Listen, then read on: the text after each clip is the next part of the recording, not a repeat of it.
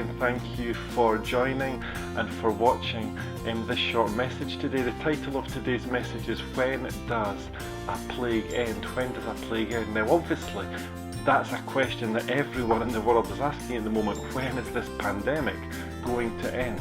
Now don't worry, I'm not going to start prophesying, I'm not going to start guessing when this pandemic's going to end. All I'm going to do is come back to the Bible and look at some examples in the Bible of when plagues ended. Now I want to just say really clearly that there are 4 passages that I'm going to share from today, and I encourage you to read these passages in your own time.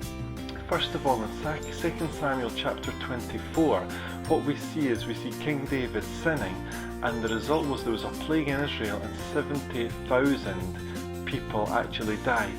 Now significantly, the plague ended when David humbled himself, when he prayed, and when he offered up a sacrifice to God. Remember that. He humbled himself, he prayed, and he offered up a sacrifice to God. Then when we look, for example, in Numbers chapter 16, we see a plague that killed 14,700 Israelites.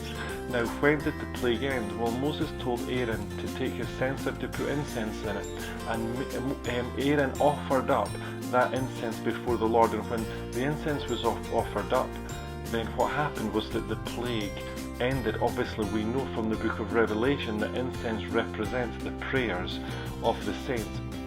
If you look at Exodus chapter 9, there was the plague of hail in Egypt, which was the result of Pharaoh's sin. Now significantly what happened was that the plague ended when Moses lifted up his hands and when he cried out to God and when he prayed to God.